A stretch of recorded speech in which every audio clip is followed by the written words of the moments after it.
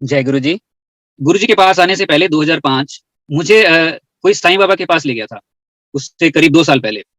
मुझे नहीं पता था कि साईं बाबा कौन है, मुझे लगता था कि वो कोई मोहम्मडन से रिलेटेड है और उससे पहले मैं गुरु पे किसी पे विश्वास भी नहीं करता था। मुझे लगता था कुछ ऐसे ही है यार, ये लोग गुरु को मान लेते हैं, अपने आप में इनमें कॉन्फिडेंस नहीं होता है। जबकि मेरे घर में मेरी मम्मी है, मेरे भाई हैं, उनके अलग-अलग गुरु थे। गुरु पूर्णिमा पे वो धूप, दीप, अगरबत्ती सब कुछ करते थे। मैं कहता था यार ये क्या धुआँ-सा कर रखा है आप लोगों ने?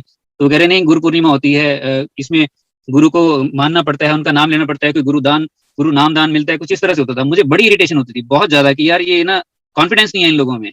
ये इनको कुछ पता नहीं है और किसी के हवाले छोड़ देते हैं कि ये कुछ चमत्कार करेंगे। लेकिन फिर मुझे साईं बाबा के बारे में किसी ने बताया। मैं ऐसे ही डेंटल कॉलेज, जैसे हम वहाँ एम्प्लॉयी थे, तो मैं सुबह-सुबह जा रहा था। बस में मेरे साथ एक आंटी थे, वो बैठे हुए, और उन्होंने जब कॉलेज आने लगा, वो टीचर थे, और जब कॉलेज आने लगे मैं उतरने लगा, और उन्होंने कहा कि बैठ जा, आगे से आ जाना, अगले स्टेशन से पीछे आ जाना। मैंने कहा ये क्या बात हुई? तो उन्होंने हाथ ही पकड़ लिया मेरा, बस चल पड़ी। मैं अगले स्टेशन पे उतरने लगा तो उन्होंने फिर हाथ पकड़ लिया। कह रहे कोई बात नहीं, इससे अगले स्टेशन पे आ जाना। तो उनका स्कूल था वो 3-4 स्टेशन छोड़ के था। तो उन्होंने हर एक स्टेशन पे मुझे बिठा लिया और मुझे इरिटेशन सी होने लगी। मैंने कहा यार मैंने वहाँ 9 बजे पहुँचना था और ये आंटी कहाँ मुझे लेके जा रहे हैं, और लोग भी देख रहे हैं तो सीन क्रिएट हो जा रहा है। आंटी खींच के मुझे बिठाए जा रहे हैं हाथ पकड़ के, और मैं कुछ कह भी नहीं पा रहा था। ये करते-करते जब उनका स्टेशन आया, मैं उठ गया, आंटी उठे नहीं। तो मैंने कहा आंटी आपका तो स्टेशन आ गया। ये आंटी हँसने लग गए और कहते पगले तेरे को साईं बाबा ने बुलाया है आज। मैंने कहा साईं बाबा? थर्सडे था उस दिन। मैंने कहा कौन साईं बाबा? तो उन्होंने मुझे पकड़ के बिठा लिया, बस चल पड़ी। इससे पहले कि मैं कुछ कह पाता, मैं कुछ कह ही नहीं पाया, कुछ भी नहीं कह पाया, और मैं बिल्कुल शांत हो गया। मैंने कहा साईं बाबा कौन आंटी? ये मैं भूल ही गया कि आज आज मेरा ऑफिस है, मैंने जाना है। वो पीछे छूट गई। जैसे ही उन्होंने कहा साईं बाबा, वो सारी चीज़ें पीछे छूट गई। मैं आंटी की तरफ हो गया। मैं आंटी कहा कौन साईं बाबा? आंटी कहते तेरे को नहीं पता है, उनकी तो बहुत कृपा है। तो साईं बाबा का उन्होंने सत्संग मुझसे शुरू कर दिया उन्होंने। यहीं करीब 60-70 किलोमीटर पे हिल स्टेशन है कसौली, वहीं पे साईं बाबा का मंदिर है। तो मुझे वो वहाँ लेके चले गए, बस वो सीधी वहीं जा रही थी। तो मुझे वहाँ ले गए, और जब मंदिर में साईं बाबा के सामने खड़ा किया जाके, और मैं देख रहा था स्टैच्यू है साईं बाबा का, और वो क्या कर रहे हैं। उससे पहले उन्होंने बस में मेरे साथ सत्संग किया था साईं बाबा का, कि हम कई साल से यहाँ पे आते हैं। और आते-आते वापस जब हम खड़े हुए, मैंने कहा आंटी बस मिल जाएगी? कोई शाम हो रही थी वहाँ पे, कह रहे साईं बाबा अपने आप कर देंगे, देखते चल तू। और हम खड़े हुए थे, एक बस आई, गवर्नमेंट की बस आई, एक कंडक्टर और एक ड्राइवर, 2 ही थे, और हम उसमें चढ़े, और उन्होंने कहा कहाँ जाना है? हमने कहा वहाँ जाना है, और वहाँ तक हमें पहुँचा दी। कह रहे देखा, तू कह रहा था कि कैसे जाएँगे हम घर। मैंने कहा यार ये तो कमाल हो गया, बिल्कुल सही बात है, इस रोड पे जो इतना बिज़ी रोड है, और ड्राइवर और कंडक्टर सिर्फ, कोई सवारी नहीं है, ये कैसे हो सकता है? तो उन्होंने कहा साईं बाबा ऐसे ही करते हैं, वो हमें देख रहे हैं इस वक़्त। ये आंटी ने मुझे बताया सारा कुछ, और घर छोड़ गया। मैं घर आया, उसके बाद मैं खुद साईं बाबा के पास जाने लगा, और आंटी के पास जाने लग गया कि साईं बाबा के बारे में और बताओ, और बताओ। उन्होंने फिर मुझे बुक दी साईं बाबा की, साईं सचरित्र पढ़ने के लिए, और मैं उसको पढ़ता रहा, और जो जो भी था उसमें वो सारा कुछ मैंने देखा, और मैं अकेला चला जाता था। कोई नहीं होता था, मैं करीब 2 साल ऐसे ही जाने लग गया, बहुत लगन हो गई। तो मैं कॉलेज में भी आके स्टाफ से बात करता था, यार शिरडी चलना है साईं बाबा के पास, और साईं बाबा तो अभी करीब 100 साल ही हुए हैं। उस टाइम तो 90 के आस-पास ही हुए होंगे, 90 साल ही हुए होंगे, 2003-4 की बात कर रहा हूँ मैं।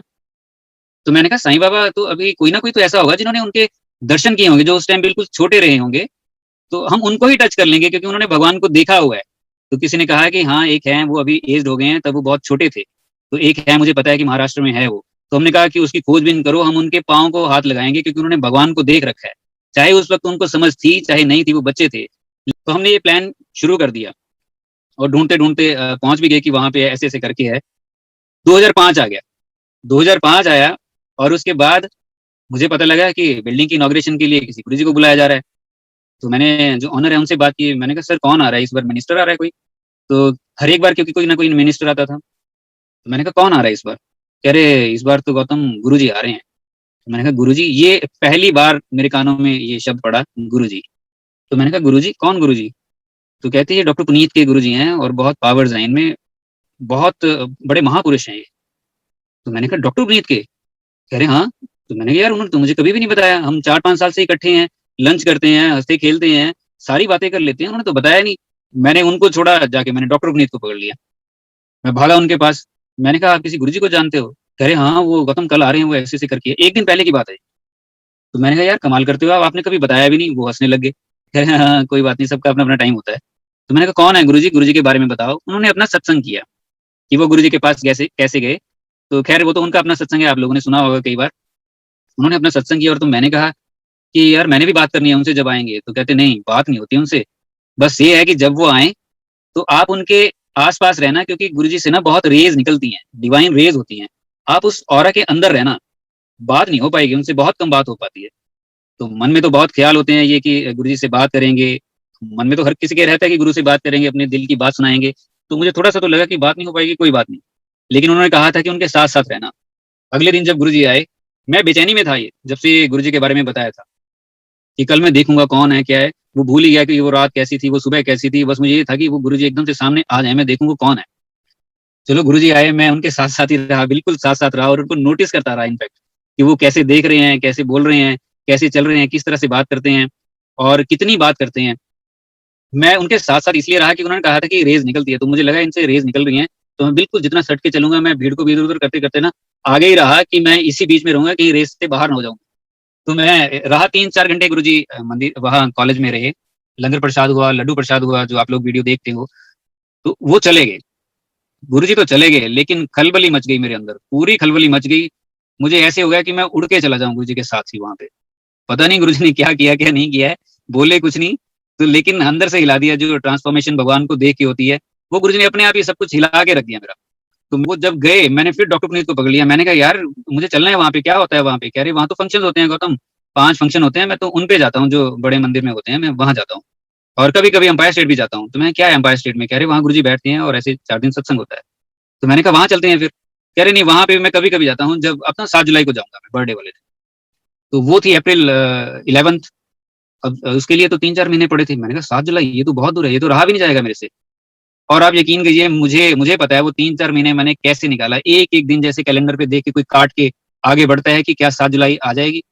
क्या भगवान के दर्शन मैं उस तरह से कर पाऊँगा कि सामने बैठूँगा और उनको निहारूँगा? क्योंकि तब तक फिर मुझे वो बताने लग गए थे, मैं हर रोज़ पूछने लग गया था डॉक्टर पुनीत से सत्संग के, जो भी उनको पता थे वो मुझे सुनाने लग गए और अंदर और प्यास जागने लगी गुरुजी से मिलने की। ख़ैर वो 7 जुलाई भी आ गया और उन दिनों मैं कुछ ऐसे हालात से गुज़र रहा था, कुछ अच्छा नहीं चल रहा था। तो लेकिन मुझे ये लगा कि गुरुजी के पास चलते हैं, वहाँ एक शांति मिलेगी। और 7 जुलाई को हम पहुँच गए, हम 4-5 लोग हुए और गाड़ी की, हम पहुँच गए वहाँ पे और बड़े मंदिर में बैठे और गुरुजी आए, जैसे वो बैंड होता है, सारा कुछ होता है, वो नज़ारे देखे और मैंने देखा कि लाइन लगी हुई है और गुरुजी ऐसे हाथ हिलाए जा रहे हैं। तो मेरे मन में कई सवाल थे, वो पूछने थे। एक उसमें बड़ा अहम था कि हमने एक प्लॉट ले रखा था, लेकिन उसकी रजिस्ट्री नहीं हो पाई, क्योंकि वो जो ओनर था वो भाग गया था, पैसे भी ले गया था, हमने पैसे सारे दे दिए थे, कुछ 8-10 साल हो गए होंगे और हम बहुत बुरी तरह से फँस गए थे उसमें। पता ही नहीं चल रहा था क्या करें अब। तो मैंने, मेरे साथ डॉक्टर बलजीत बैठे थे बड़े मंदिर हॉल में और गुरुजी ऐसे हाथ हिलाए जा रहे हैं। मैंने उनको कहा कि यार, यहाँ मैंने ना गुरुजी से बात करनी है जाके कि ऐसे-ऐसे बात है। मैं नया-नया था। तो उन्होंने कहा कि गौतम, जो मन में है ना तेरे, वो यही मन से बोल दे, गुरुजी सुन लेंगे। तो मैंने कहा, वहाँ जाके? कह रहे, नहीं, वहाँ जाना बड़ा मुश्किल है, तू मन से बोल दे, मैं कह रहा हूँ ना, गुरुजी सुन लेंगे। तो मुझे लगा यार, चारा भी और कोई नहीं है। वहाँ जाके तो बात नहीं कर रहे हैं, गुरुजी ऐसे ही हाथ हिलाए जा रहे हैं। मैंने आँखें बंद की और वहीं से गुरुजी को अरदास की कि गुरुजी, ऐसे-ऐसे करके हमने प्लॉट लिया था और ये नए-नए थे, तो उसी हिसाब से ही बात करनी थी कि वो रजिस्ट्री हो जाए, फँसे हुए हैं बहुत बुरी तरह से।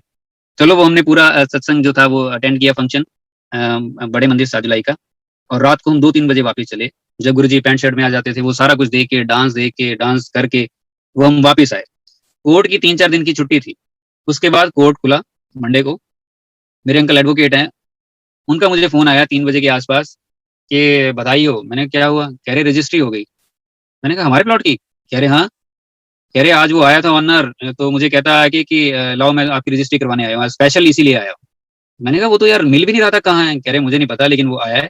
यहाँ पे कुछ इस तरह से है कि जिसके पास एग्रीकल्चर लैंड होती है, उसके नाम पहले रजिस्ट्री होती है, फिर हमारे नाम ट्रांसफर हुई है।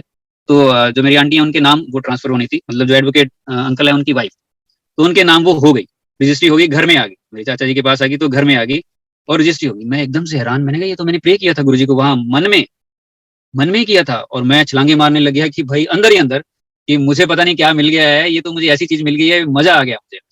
मैंने फिर डॉक्टर पुनीत से कहा, मैंने कहा, यार, हम वहाँ जाया करेंगे, ऐसे नहीं बात बनेगी, हम बीच-बीच में जाया करेंगे। तो हमने वहाँ जाना शुरू कर दिया। खैर, ये पहला आप मिरेकल कह लो, जैसे मर्ज़ी समझो आप, मिरेकल तो पहले ही हो चुका था खैर। तो फिर हम जाने लगे गुरुजी के पास।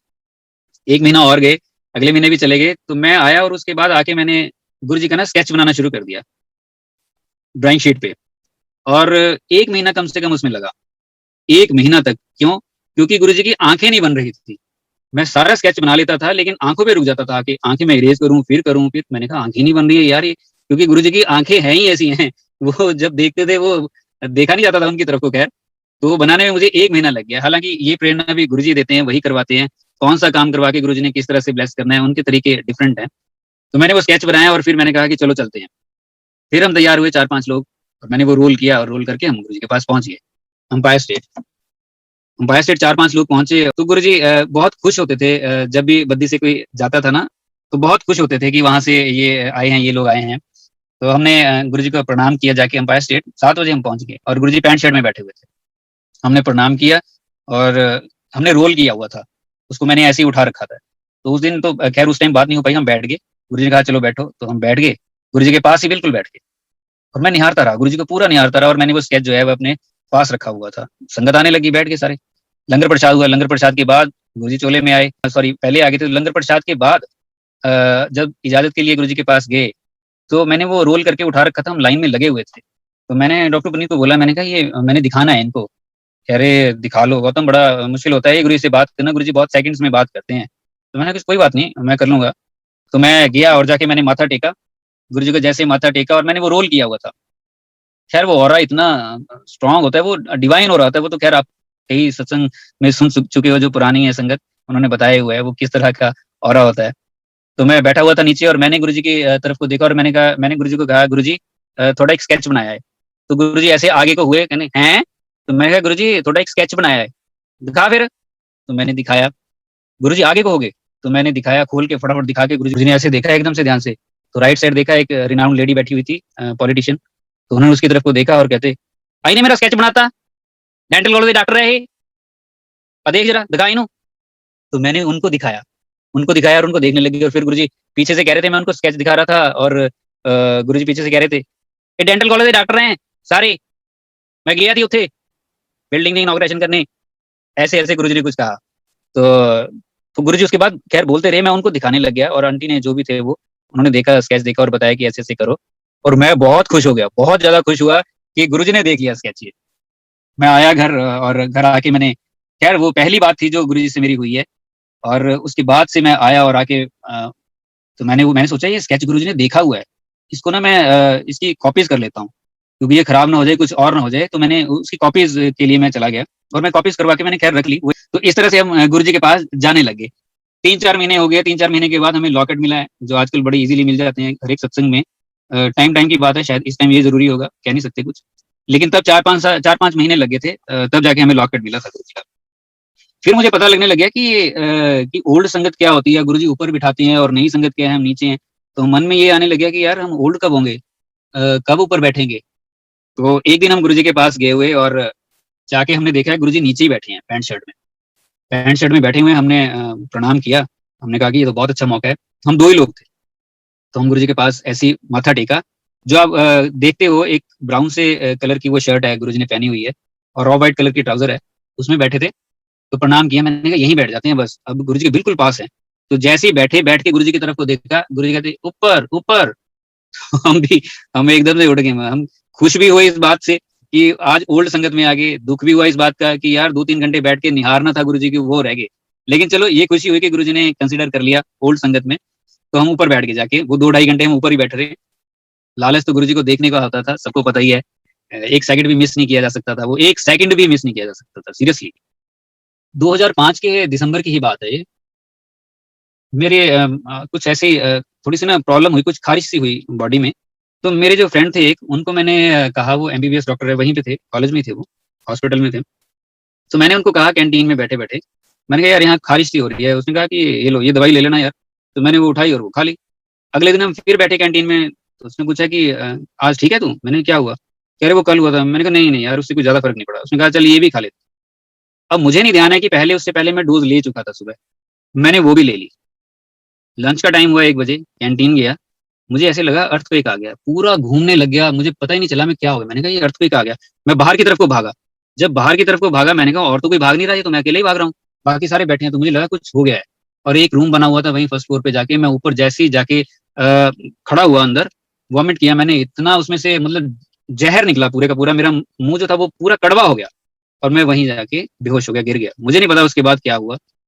जब मुझे होश आया, होश आने लगा, जब मुझे होश आने लगा, तो मेरे कानों में आवाज़ पड़ रही थी डॉक्टर यशपाल की। वो कह रहे थे गौतम, गौतम देख इधर, देख इधर। जबकि मुझे ये पता था कि मैं अब जाने वाला हूँ। जो वो फीलिंग होती है ना कि लास्ट मोमेंट है, क्योंकि शरीर जो है वो ठंडा पड़ चुका था और सुनना बिल्कुल ही ऐसे ही हो गया था कि कुछ भी नहीं सुन रहा है, जैसे मूवीज़ में दिखाते हैं, बहुत दूर से हल्की-सी आवाज़ आ रही है, बहुत दूर से, बिल्कुल डिम सी आवाज़ आ रही है। ऐसे लग रहा था कि दूर से कोई कुछ बोल रहा है, वो क्या बोल रहा है पता नहीं है। शरीर में इतनी हिम्मत नहीं थी कि मैं आँख खोल सकूँ, मुँह से कुछ बोल सकूँ और लेकिन धीरे-धीरे वो मेरे कानों में आवाज़ और बढ़ती गई, "गौतम देख इधर, गौतम देख इधर।" तो मैंने अंदर से पता नहीं कितनी कोशिश की, पूरा ज़ोर लगाया कि मैं आँख खोल सकूँ थोड़ी-सी कि मैं देख सकूँ कि मुझे कोई बुला रहा है। और मैंने धीरे-धीरे करके आँख खोली, उन्होंने अपनी पाम पे ऐसे हथेली पे गुरुजी का स्वरूप रखा हुआ था। मेरी तरफ उन्होंने किया और मेरी तरफ करके वो कहते हैं, "देख इधर मैं क्या लाया हूँ तेरे लिए।" तो धीरे-धीरे करके मैंने आँख खोली, आधी आँख मेरी खुली और बिल्कुल होंठ मेरे सूखे हुए थे। और मैंने गुरुजी को देखा और मन से आवाज़ आई, "अरे गुरुजी!" तो मैंने वहीं से आँखों से ना ऐसे हल्का-सा प्रणाम किया। 3-4 मिनट 3-4 मिनट में मैं उठ के बैठा हुआ था। और जब मैं उठ के बैठा, मैंने देखा ये इतने लोग 17-18 लोग एक रूम में, डॉक्टर साहब जो लगे हुए हैं, ड्रिप लगी हुई है, उन्होंने शर्ट के बटन खोले हुए हैं, ऊपर को चढ़ा रखा है और वो ऐसे-ऐसे मेरे को प्रेस भी कर रहे थे। तो बड़े हैरान पसीने-पसीने हो रखे थे वो। तो मैंने कहा, "क्या हुआ था?" कह रहे, "तेरे को पता ही नहीं है क्या हुआ था?" मैंने कहा, "मेरे को नहीं पता। मुझे ये पता है कि वॉमिट किया था मैंने, ऐसे था जैसे अर्थक्वेक आ गया है।" तो उन्होंने कहा कि, "तुम्हारे तो घर वालों को भी बुला लिया था और ये सोच रहे थे कि रेफर करना पड़ेगा तुम्हें आगे।" तो मैंने कहा, "घर भी बता दिया?" कह रहे, "हाँ।" तो थोड़ी देर के बाद देखा मैंने, तो घरवाले भी आ गए वो सारे, "क्या हुआ, क्या हुआ?" तो मैंने कहा, "कुछ नहीं हुआ।" कह रहे, "नहीं, हमें तो बताया था कि बहुत सीरियस है, ले जाना पड़ेगा।" तो मैंने कहा, "नहीं, कुछ नहीं है, मैं ठीक हूँ।" और मैं उठ के बैठा, अच्छा खासा चलने लग गया। अच्छा खासा चल रहा हूँ, जैसे कुछ हुए, लोग पूछ रहे हैं कि, "क्या हुआ, क्या हुआ?" मैंने कहा, "कुछ नहीं हुआ, बस हुआ था थोड़ा बहुत जो भी हुआ था।" वो मुझे भी नहीं पता कि क्या हुआ था। तो मैं चल रहा था और रात को अच्छा खासा खाना भी खाया, सब कुछ हुआ है। इस तरह से गुरुजी ने मुझे बचाया, जो बिल्कुल मुझे लग रहा है कि मैं मौत को टच करके आया था।